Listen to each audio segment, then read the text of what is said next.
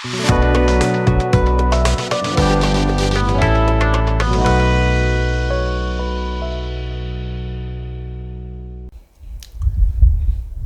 63 of Evidence Act, Secondary Evidence. Secondary evidence means and includes certified copies given under the provisions hereinafter contained. Number 2, copies made from the original by mechanical processes which in themselves ensure the accuracy of the copy and copies compared with such copies. এর আগে আমরা primary evidence দেখে এসেছি, যেটা original সেটাই primary evidence. এখানে সেকেন্ডারিতে বলছে copies made from the original, original থেকে যেটার একটা কপি তৈরি করা হচ্ছে বাই মেকানিক্যাল প্রসেস, সেটা কোনো একটা মেকানিক্যাল প্রসেস হতে হবে, which in themselves ensure the accuracy of the copy, যেটাতে কপির অ্যাকিউরেসিটা ইনশিওর হবে, and copies compared with such copies. Number 3 বলছে copies made from or compared with the original, original থেকে যে কপিটা তৈরি করা হচ্ছে এবং যেটা অরিজিনালের সঙ্গে কম্পেয়ার হচ্ছে। তাহলে 3 নম্বরে হাতে লেখা কপিটাও কিন্তু ইনক্লুডেড হচ্ছে। আমি একটা মার্কশিট থেকে মার্কশিটটা হাতে কপি করলাম, সেটা এখানে ইনক্লুড হচ্ছে। 3-এ, 2-এ কিন্তু সেটা হচ্ছে না। 2-এ বলছে mechanical process, xerox, photograph, scan. আচ্ছা, 4, counter parts of documents as against the parties who did not execute them. এই কাউন্টার পার্ট অফ ডকুমেন্টস নিয়ে আমি আমার এর আগের এপিসোডে আমি বলেছি, যেমন ভাড়ার বিলের দুটো পার্ট, একটা পার্ট যেখানে টাকার অ্যামাউন্ট বা ইত্যাদি সমস্ত কিছু লেখা হয় সেটা চলে যাচ্ছে ভাড়াটের কাছে, আর একটা পার্ট শুরু পার্ট ছেঁড়ার পরে বিল বইয়ের সঙ্গে আটকে থেকে যাচ্ছে, যার পিছনে ভাড়াটে সই করছে। তাহলে একটা ভাড়ার বিলের দুটো পার্ট। তাহলে ওই যে প্রথম কাউন্টার পার্টটা of documents as against the parties who did not execute them, ওইটা যে এক্সিকিউট করেনি তার এগেনস্টে ইউজ হবে, অর্থাৎ ভাড়াটের এগেনস্টে ওটা ইউজ হতে পারে। 5 হচ্ছে oral accounts of contents of a document given by some person who has himself seen it. একটা কোনো চিঠি বা একটা কোনো ডায়েরি, একজন কোনো লোকের ডায়েরি আমি দেখেছি, আমি পড়েছি, ডায়েরিটা অরিজিনাল কোর্টে এলো না, ডায়েরিতে আমি কি পড়েছি সেটা আমি যখন কোর্টে বলছি তখন সেটা সেকেন্ডারি এভিডেন্স হচ্ছে। ইলাস্ট্রেশনে আসি, জিনিসটা আরও পরিষ্কার হয়ে যাবে। A photograph of an original is secondary evidence of its contents, though the two have not compared, if it is proved that the thing photographed was the original. যদি দেখানো যায় যে যেখান থেকে মানে যে ডকুমেন্টের ফটোগ্রাফিটা আমি করেছিলাম সেইটা অরিজিনাল ছিল, তাহলে আমার এই ফটোগ্রাফি করে যে কপিটা তৈরি হলো সেটা সেকেন্ডারি এভিডেন্স হবে। ইলাস্ট্রেশন বি বলছে a copy compared with a copy of a letter made by a copying machine is secondary evidence of the contents of the letter if it is shown that the copy made from the copying machine was made from the original. যদি এটা দেখানো যায় যে original থেকেই কপিটা তৈরি করা হয়েছে by a copying machine. C কি বলছে a copy transcribed from a copy but afterwards compared with the original, এবারে কম্পেয়ার হলো, is secondary evidence, but the copy not so compared is not secondary evidence of the original. যদি ওটা compared না হয় তাহলে ওটা সেকেন্ডারি এভিডেন্স হবে না। যদি ওটা কম্পেয়ার্ড হয়, আমি ওই মার্কশিট দেখে হাতে লিখলাম, তারপরে সেটা যদি কম্পেয়ার্ড করা হয় তাহলে সেটা সেকেন্ডারি এভিডেন্স, কিন্তু যদি সেটা কম্পেয়ার করা না হয় তাহলে সেটা সেকেন্ডারি এভিডেন্স হবে না। ডি কি বলছে neither an oral account of a copy compared with the original nor an oral account of a photograph or a machine copy of the original is secondary evidence of the original. তাহলে secondary evidence আমরা আগের দিন primary evidence নিয়ে আলোচনা করেছিলাম, আজকে secondary evidence. 63 হলো। 64 very easy, proof of documents by primary evidence. Documents must be proved by primary evidence except in the cases hereinafter mention. এখানে এরপরে এভিডেন্স অ্যাক্টে কিছু এক্সেপশনস দেওয়া আছে, সেগুলো ছাড়া বাকি সমস্ত ক্ষেত্রে যে কোনো ডকুমেন্ট প্রাইমারি এভিডেন্স দিয়ে প্রুফ করতে হবে। 65. Cases in which secondary evidence relating to documents may be given. এটা 64-এর কন্টিনিউয়েশনই, কিন্তু 64-এ বলছে এর পরে বলা আছে যে কোন কোন ক্ষেত্রে ডকুমেন্টের সেকেন্ডারি এভিডেন্স চলতে পারে, সেটাই এখানে বলে দিচ্ছে।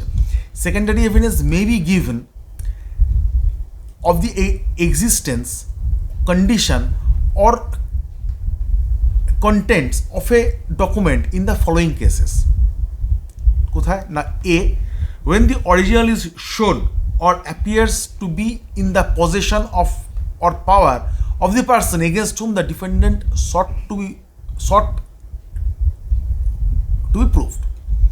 তাহলে যার এগেনস্টে ওই ডকুমেন্টটা প্রুফ করার আমি চেষ্টা করছি, ডকুমেন্টটা তার হেফাজতেই আছে, তখন সেকেন্ডারি এভিডেন্স দিয়ে এটা প্রমাণ করা যায়। কারণ খুব স্বাভাবিকভাবে আমার বিরুদ্ধে যদি কোনো ডকুমেন্ট প্রমাণ করার চেষ্টা করা হয় এবং সেই ডকুমেন্টটা যদি আমার বিরুদ্ধে যায় বা এবং সেটা যদি আমার কাছে থাকে, তাহলে ন্যাচারালি আমি আনবো না কোর্টে, তখন সেক্ষেত্রে সেকেন্ডারি এভিডেন্স দেওয়া যেতে পারে। Of any person out of reach, যে person out of reach or not subject to the process of the court, যে কোর্টের প্রসেসের সাবজেক্ট ম্যাটার নয় বা যে আউট অফ রিচ, তার কাছে যদি সেই ডকুমেন্ট থাকে তাহলে সেক্ষেত্রেও এটা সেকেন্ডারি এভিডেন্স দিয়ে করা যেতে পারে। Or of any person legally bound to produce it and when after notice mention in section 66 such person does not produce it, অথবা এমন কারোর কাছে এই ডকুমেন্টটা আছে যে এই ডকুমেন্টটা লিগালি প্রডিউস করতে বাধ্য, কিন্তু কোর্ট থেকে সেকশন 66-এর নোটিশ যাওয়ার পরেও সে যদি এটা কোর্টে প্রডিউস না করে, তখন সেক্ষেত্রে সেকেন্ডারি এভিডেন্স দেওয়া যেতে পারে। B, when the existence, condition or content of the original have been proved to be admitted in writing by the person against whom it is proved or by his representative in interest. এইটা ভালো করে বুঝতে হবে আমাদের। when the existence, condition or contents, তাহলে তিনটে এখানে qualification আসছে। এক হচ্ছে এক্সিস্টেন্স, দুই হচ্ছে কন্ডিশন, তিন হচ্ছে কন্টেন্টস। এই তিনটে অফ দি অরিজিনালের এই তিনটে qualification, quality have been prove to be admitted in writing, লিখিতভাবে কেউ অ্যাডমিট করেছে, by the person against whom it is proved, যার এগেনস্টে এটা প্রুভ করা হচ্ছে সে লিখিতভাবে এটা অ্যাডমিট করেছে।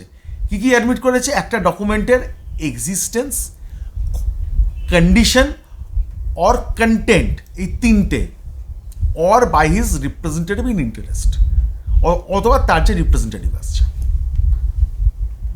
C, when the original has been destroyed or lost, or when the party offering evidence of its content cannot for any other reason not arising from his own default or neglect produce it in reasonable time. যদি এটা lost হয়ে গিয়ে থাকে, destroy হয়ে গিয়ে থাকে, অথবা যার এটা কোর্টে প্রমাণ করার কথা সে যদি এটা কোর্টে প্রডিউস করতে না পারে, এই প্রডিউস করতে না পারার পেছনে দুটো কোয়ালিটি এখানে আছে। এক হচ্ছে তার নিজে কোনো ফল্ট থাকলে হবে না, অথবা he can produce it but that production will take unnecessary time। এই দুটো কোয়ালিটি যদি হয় তাহলে সেকশন সিতে সেকেন্ডারি এভিডেন্স আনা যেতে পারে। D, when the original is of such a nature as not to be easily movable, অরিজিনালটা ভলিউমিনাস হতে পারে বা অরিজিনালটা বহু পুরনো, সেটাকে নিয়ে গেলে নষ্ট হতে পারে, সেক্ষেত্রে তার সেকেন্ডারি এভিডেন্স আমরা দিতে পারি। যেমন অনেক ম্যানাস্ক্রিপ্ট আছে যেগুলো হয়তো আমাদের ন্যাশনাল লাইব্রেরিতে বা বিভিন্ন লাইব্রেরিতে বা বিভিন্ন মিউজিয়ামে যেটা অরিজিনাল রাখা আছে, কিন্তু সেটাকে নিয়ে কোর্টে এদিক ওদিক সেদিক যদি মুভ করতে হয় তাহলে সেই অরিজিনালটা নষ্ট হয়ে যেতে পারে, তখন সেখান থেকে খুব সাবধানে তার কপি করে কম্পেয়ার করে এই সেকশানে এই প্রভিশনে আমরা সেকেন্ডারি এভিডেন্স দিতে পারি। When the original is a public document within the meaning of section 74, section 74-এ যেটা পাবলিক ডকুমেন্টের সেকেন্ডারি এভিডেন্স আমি দিতে পারি। When the original is a document of which a certified copy is permitted by this act or by any other law for the time being in force in India to be given in evidence, যখন ল permit করছে যে কোনো ডকুমেন্টের certified copy আমি produce করতে পারি, দিতে পারি, তখন সেই ডকুমেন্টের সার্টিফাইড কপিটা সেকেন্ডারি এভিডেন্স হিসেবে কোর্টে গ্রহণযোগ্য হবে।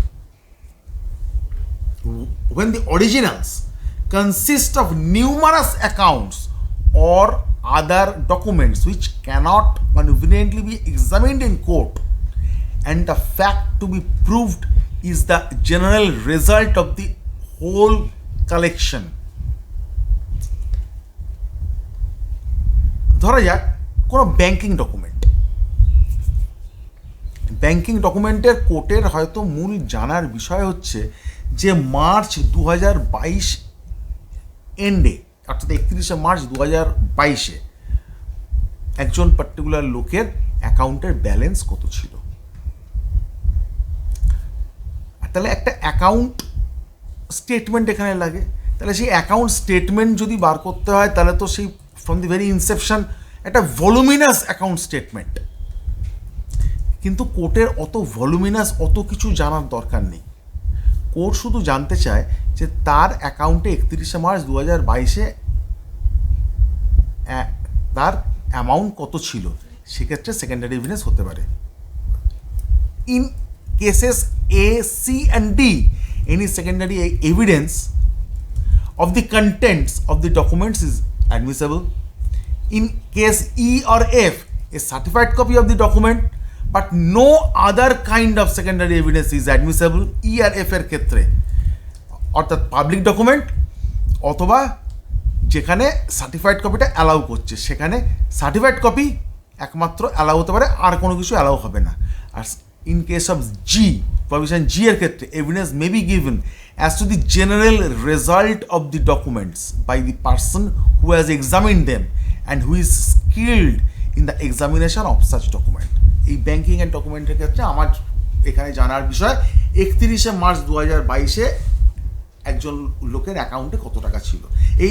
এখানে যে স্কিল পার্সন অর্থাৎ একজন চার্টার্ড অ্যাকাউন্টেন্ট, সে অডিট করে যে অডিট রিপোর্ট দিয়েছে এবং সেই অডিট রিপোর্টে মেনশন করছে যে এখানে 31শে মার্চ 2022-এ এত টাকা লাস্ট ব্যালেন্স পড়েছিল, সেইটা দিয়ে ওই অ্যাকাউন্টের ব্যালেন্সটা সেকেন্ডারি এভিডেন্স হিসেবে ওই অ্যাকাউন্ট ব্যালেন্সের জন্য এই ডকুমেন্টটা আসতে পারে। আমার নেক্সট এপিসোডে আমি আলোচনা করব ইলেকট্রনিক এভিডেন্স নিয়ে। আজকের এপিসোড এই অবধি।